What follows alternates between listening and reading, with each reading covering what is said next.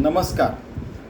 ज्ञानेश्वरी नित्यपाठ 23वी ओवी, 18व्या अध्यायातली 906वी ओवी आहे. ते विहित कर्म पांडवा, आपुला अनन्य बोलावा, आणि हेची परमसेवा मज सर्वात्मकाची. आपल्याला असं समजायचं की हे एकच जीवन मिळालं आहे की ज्यात आपल्याला काही करून आत्मज्ञान मिळवायचंच आहे.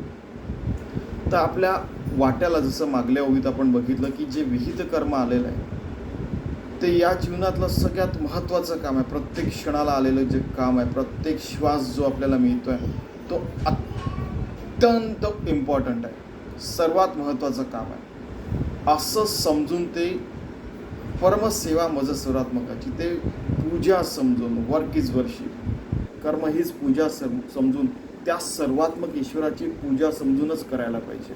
प्रत्येक क्षण, प्रत्येक काम, प्रत्येक क्षणी कणी आपण भगवंताला समर्पित राहायला पाहिजे आणि भगवंताचंच काम समजून करायला पाहिजे, जे पण आलं असेल कर्तव्य कर्म.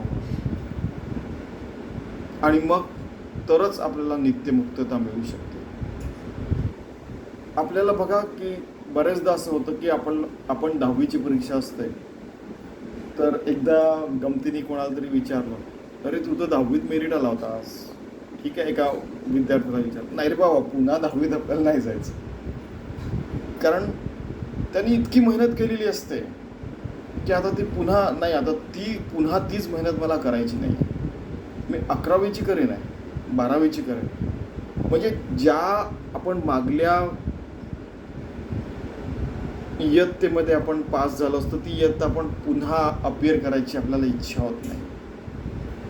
बघा, तसं मला पुन्हा 84 लक्ष योनींमध्ये फिरायचं नाही, मला मागच्या योनींमध्ये जायचं नाही. मनुष्य जन्म मिळाला आहे, मला आता हा शेवटला जन्म आहे, पुढला जन्म नको. ते विहित कर्म पांडवा, आपुला अनन्य बोलावा, आणि हेची परमसेवा मज सर्वात्मकाची, असं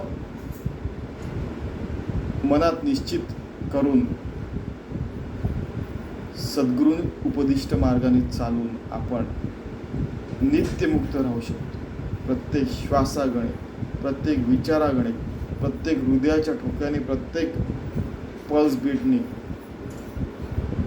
जागृत अवस्थेत, स्वप्न अवस्थेत, ऑफिसचं काम, घरचं काम, स्वतःचं आह्निक वगैरे, ह्या सगळ्या गोष्टी भगवंताच्या सेवेमध्ये समर्पित करायच्या, अगदी पूजा समजून, असं ते म्हणतायत.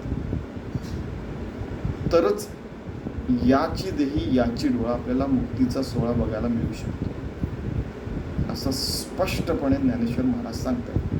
तर चला आपण असं नित्ययोगी, नित्यभक्त, नित्यमुक्त सर्वात्मकाची पूजा करून आपण जगूया. धन्यवाद.